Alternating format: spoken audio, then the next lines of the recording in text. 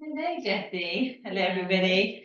Um, I'm here with Jessie, who's on work experience this week, or has been on work experience this week. And Jessie was just going to ask me some questions. Yeah. So, Jessie, All right. Yeah, I had a few questions. So one of them was kind of what made you originally go into Reiki and kind of move away from more like mainstream stuff. Oh, okay. Yeah, thank you. Good question. Because interesting, I did start out doing very similar to you were at Hartbury training with horses, and that's exactly where I started out. Not at Hartbury specifically. I was in Grantham and Caythorpe, and so I did an equine course, and I worked with horses, did all my BHS exams and training, just up to senior coach level as I am now. And then I did work in the industry for quite a number of years in riding schools and competition centres, always teaching. And then also I went to Australia for a year and worked in racing over there. And then I worked in various to sort of improving my riding and sort of more traditional equine skills. I worked up in Yorkshire at the Yorkshire Riding Centre and received training there. So I had quite a thorough grounding in the more traditional versions of riding. And some of those are actually, some of the masters within that. I mean, they all at that level build on having a really deep and beautiful connection with the horse. I think sometimes the mechanisms of care and how we're taught and how we teach others can lack some of the integration and connection and can be a little bit like it puts a barrier between us and the horse, as though it's something we're doing to the horse rather than something we're being with.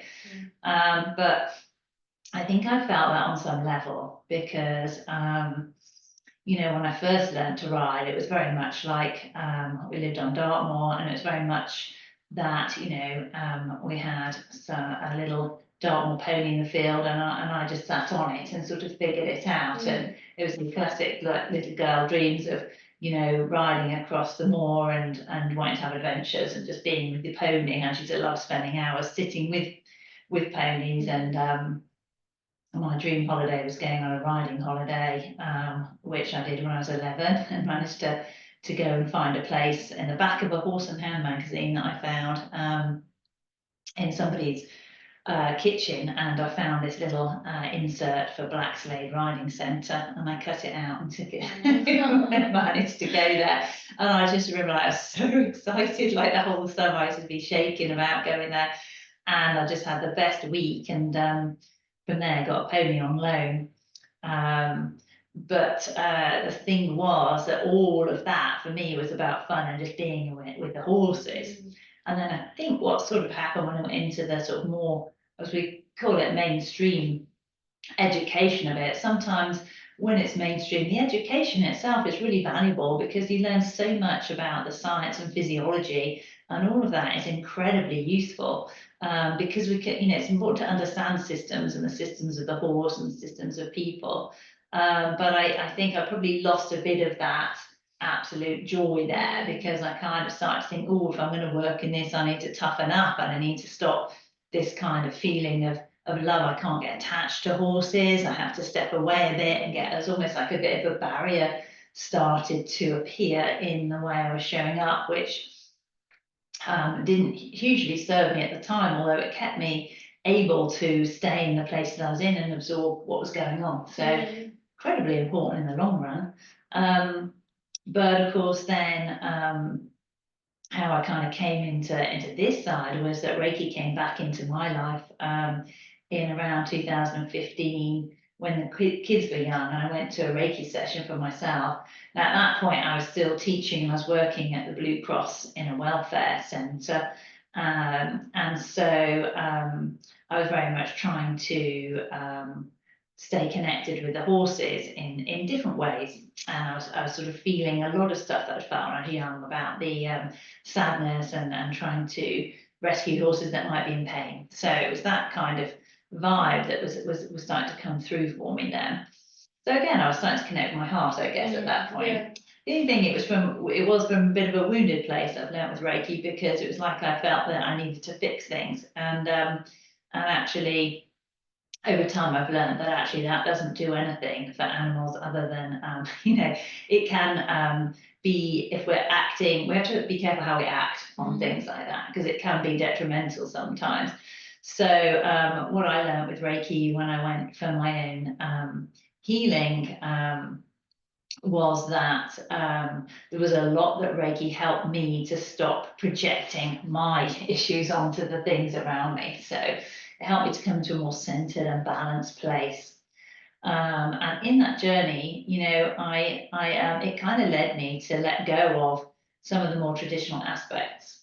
So it kind of happened at the same time I'd lost my horse, so I wasn't riding, and so I had a sort of probably a 16-year period without horses, but just doing some teaching. And, you know, I used to work in equine colleges as well, and very much in the sciencey side. So that was very much, I kind of got really embedded in the theory. So I got kind of really understanding of that. But and I used to enjoy that because I love learning. But again, it took me further from the heart connection with the horses themselves and animals in some ways. But then the people side kind of came in, and it was almost like the missing link for me, because when I was teaching riding, what I often didn't have, I could get a connection with the animals, but I didn't always feel a connection with the people. I loved trying to help people to see things, but I couldn't always get why it wasn't working.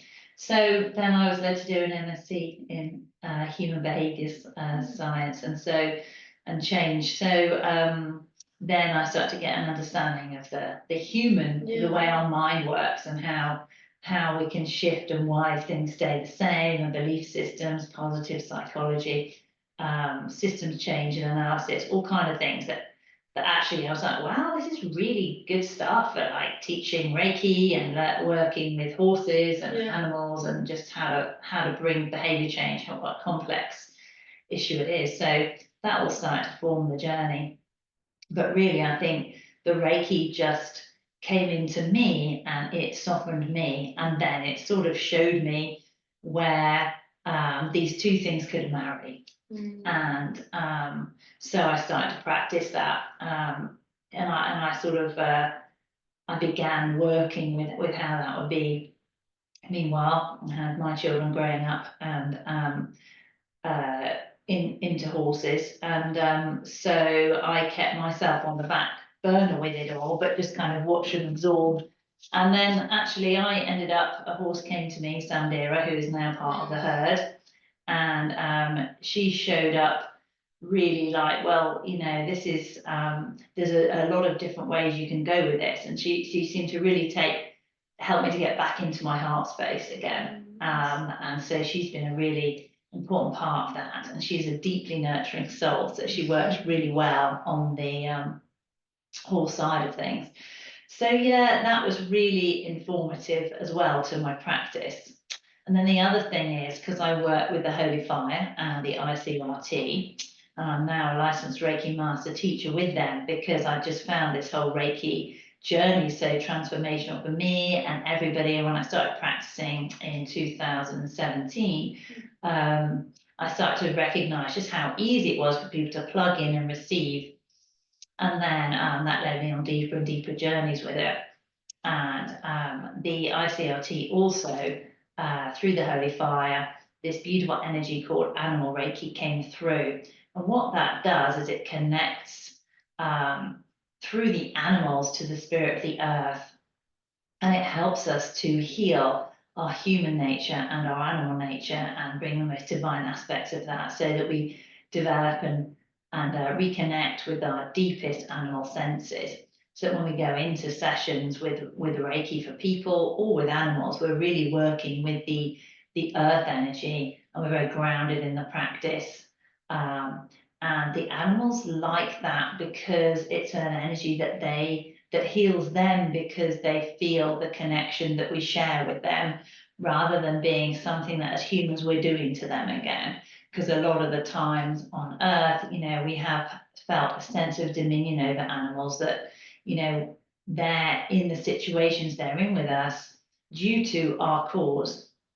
And so this helps to break down any ways that we may have done that without kindness, because sometimes, like I was saying about how I maybe experienced a little bit of projection onto horses and like, oh, this one needs to be there, or that's unfair for that horse.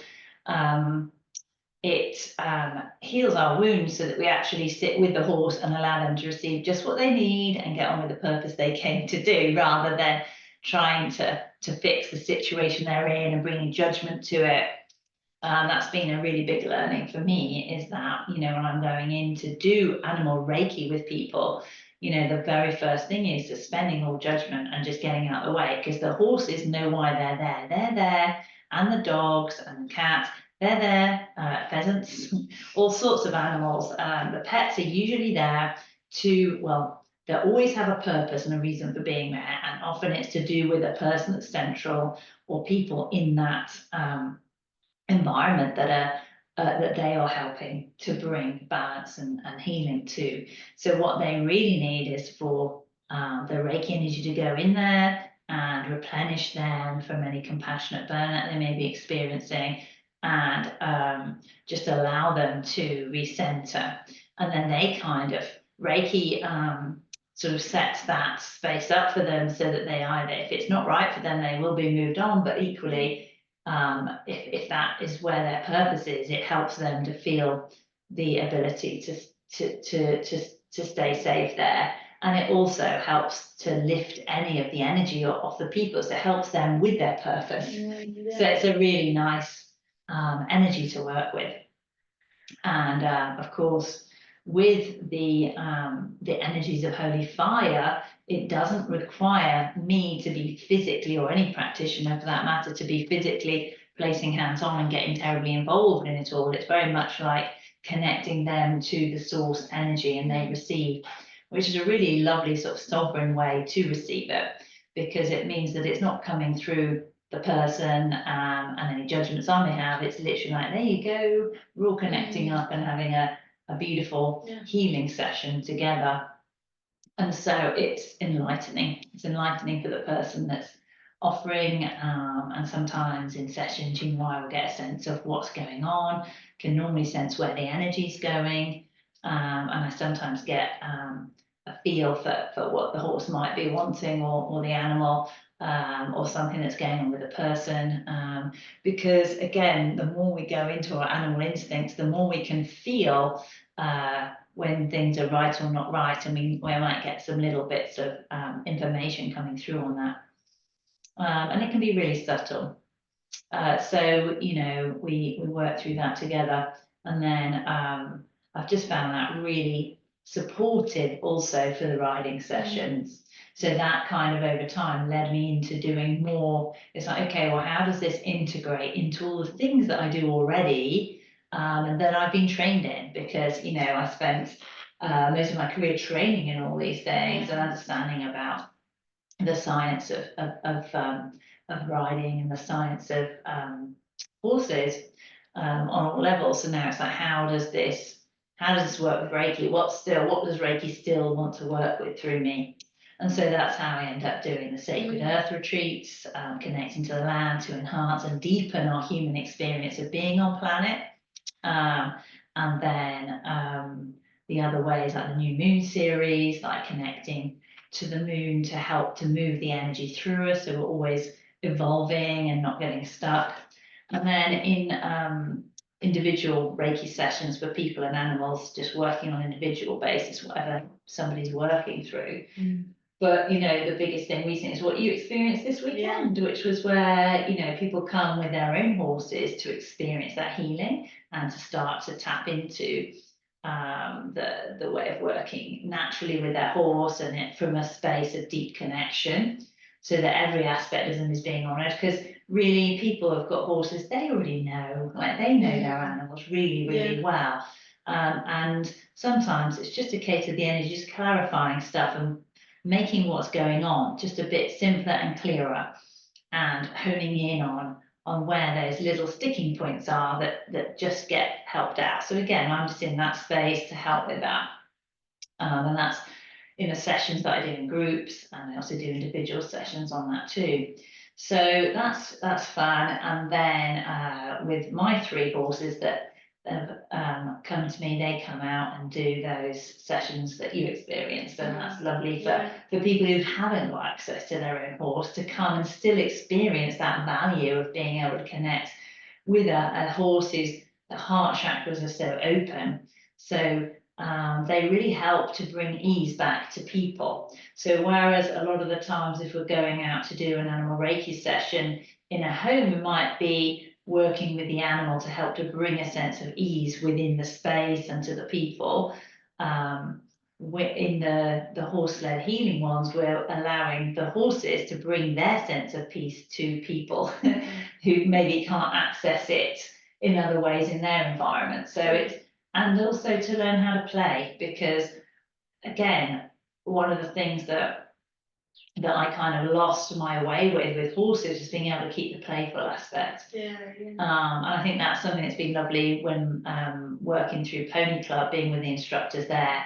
I learned so much just hanging out when I was watching my children go through, to remember how to connect with the playfulness energy away from all the seriousness, and just actually that is really, that's where the horses really respond to that. And it's really funny because you think that as you get serious in competition and you get serious in what you're trying to achieve, you've got to be focused and serious, but actually that's really hard for horses and people to receive information in that space, because it can be quite a dark, heavy channel. So when we actually lighten things up, it can really allow deeper insights to come in. So then we can go forward and do the work, just like we've been in these last few days. We've moved between, right, we're going to do some serious assignment work and doing what we're doing and administration, then we're going to come back and we're going to get into playfulness with the horses, and just moving between them often helps the funnel to keep flowing. So yeah, onward and upward with all of this. I'm sure in another 2 years we'll sit here and we'll be saying, wow, I didn't see that coming. Because that's how Reiki works. It's always evolving things and bringing things into greater state. So this is around what I'm doing right now, and I'm thoroughly loving it. And of course, the really fun thing is that it's like every day is different, because whether I'm doing the horse-led harmony in those sessions with my horses and others, or whether I'm going in to do a Reiki experience for somebody, or an individual healing for an animal or person, or whether I'm on a retreat myself receiving further healing and understandings, or just the administrative tasks or meeting people and going around through wherever Reiki takes me on retreats, and setting up retreats and stuff with these sacred earth circles. It is just something different every single day, and I really love that, because that fits my sort of natural, how I would have was as a child moving around. I was never really like set in one thing all the time. I'm not sort of typically an administrative person, so it's good for people that do like flow, but who need a bit of structure too. So it's like it works really well in that. And of course, it's just that the benefit is you're always getting healing all the time. So, it heals your relationships, it heals all that you're doing in it, and it puts you on your highest timeline. So it's a wonderful, wonderful thing. So thank you for asking that. I didn't know we were going on that journey, but so is there anything else that's got quite a lot of information there? Is there anything else? Definitely. I think we've definitely touched into a few things, but another question might be, like, how is it working with Reiki and animals, especially horses, and kind of how does that maybe kind of work with Reiki and kind of clients, and how it is even just owning the horses, and how it is with integrating it? Well, like how it practically looks in a session. So, normally arrive and I get, very much all the administrative side is taken care of first up, like all the disclaimers and the information, so I know where I'm going to. And then I meet them and just have a chat. And as I'm doing that, Reiki's activated. And I don't, with the saying, like, it's not, I don't have to have my hands on the horse. I've already connected as I arrive and done my own meditation at home and cleansed and prepared. And then I arrive and the Reiki flows, and as we're chatting, I'll be getting a sense of stuff, and then if I'm drawn to, and the horse is consenting, because that's an important part of it, the horse or dog or cat or whatever, any animal that's receiving. I'm trying to think of a strange animal. I've done a lizard. They have to consent. So if it's an animal that I wouldn't know what a consent looks like, I can either ask the owner or I can look up beforehand what sort of their normal behaviours are, so I can get a sense of when they're giving consent. But generally, you just know these things when you've been doing Reiki for a bit. You can feel when they're wanting it. So we look for the signs that a horse or animal is willing. And then from there, we see what's going to happen. So some horses, particularly ones I've been to recently, and some of them in the same barn will have really prescriptive ways of how they want me to show up. So like some of them are like, right, can you just really get the sense that I'm not to approach them. They're like literally they really want to just have some self-soothing. They're like, look, I'm handled to death. I really just want to be in my space, and I'll stand away from them. And then they draw me in when they want to have more of the human contact, because that's what a lot of the time it's healing. They're healing from the way that, again, as horse owners, knowing this as well, caregivers to horses, because they are ultimately free little entities. When we connect with them, and I'm totally do this myself, is that we will see them, and rather than just being and moving around them like perhaps another horse would in a herd, we do like smother them with love. I want to kiss them and do stuff. And of course, not all of them love that, and sometimes it can become too much. So, sometimes they just need some distance and that's when they get the compassion fatigue. So sometimes it's just like, and as much as they're showing up like they want it, like because they're being given treats and so then they do it, they're almost like getting this sense that they're getting rewarded for having the cuddle, so they keep doing it, but it's not really what they're choosing, but they're choosing it because they're getting something out of it. So it's really interesting how it can start to heal the dynamic for them, and the Reiki, animal Reiki just connects them to life force energy. They receive, it flows through, and then they get a sense of replenishment from that. And then how that shows up is, the owner, of course, is there, or the caregiver, and they receive Reiki as well. And we're always often inviting them to join the session. Always I offer it, but often they will accept it and want to be very much a part of it. In fact, I've never had anyone that doesn't. Then they're receiving as well. So a lot of the stuff that the horse wants them to clear, they're clearing too. Because remember, the horses, what's important to know is that the horses actually are already connected to, they're already connected to Reiki. They can pull things through and see things beyond physical that we don't see. So they have a really good idea of what's going on in our lives and what's going on for them. And that's how they end up in the places they're in, because they got themselves to it, they chose it. But they can get a little bit stuck if things get heavy. So that's where the Reiki energy comes in to help. And they will sort it out, and they will then decide if they're staying or they're going, what they're doing. But literally, animals are there because they want to be there. They went in to help that person, even if it can look really dire from the outside. And what the Reiki does is it sorts out all the difficult bits. So then the owner and or the caregiver and the horse, or the caregiver and the animal, find a better grounding between themselves, and things just start to shift for them.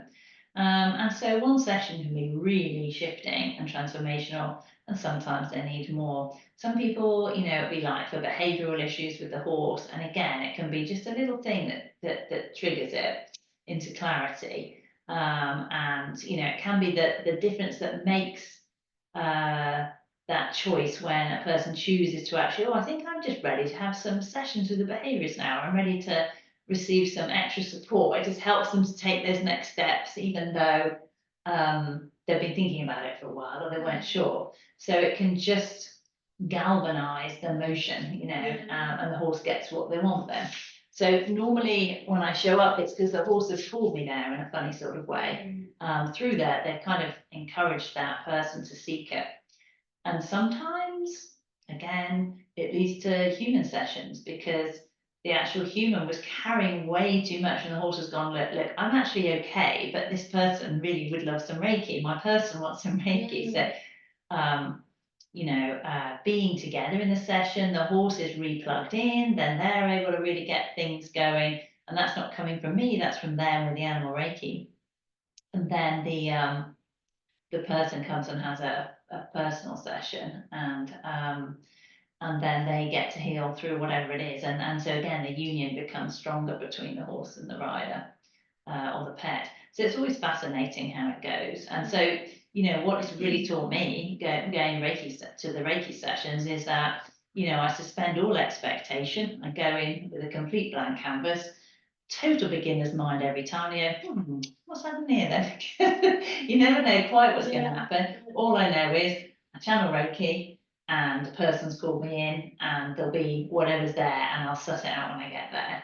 I just channel and get into it. I do all the preliminary work on myself and then I show up as animally as I can and let it all flow.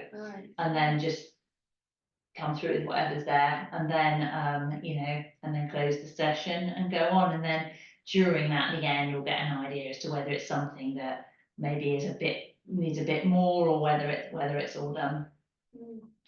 Nice, it's really nice to hear because it's cool to see it as well because we did some on Sunday, so it's nice to hear the kind of how you find it because obviously I just came for one day. So it's nice to hear what it's kind of like. Yeah, that's very much a group setting as well, isn't it? Yeah, it sounds like it's it's not the same every time. That's quite cool you did it on a lizard. Yeah, and there wasn't a lot of feedback. Came, sat there, and then when it was done, it went. But felt like it felt like a lovely connection. Yeah, that's really cool. Thank you for sharing. Yeah, thank you for answering my questions. You're welcome. Thank you for asking good ones. And I have to say, it's been wonderful to have you here. Oh, it's been so nice. And to express it. And we're going to do another separate video where you do some reflections on what you found it. So it can be more about your sharing rather than mine. So thank you, Jessie, and thanks for great questions.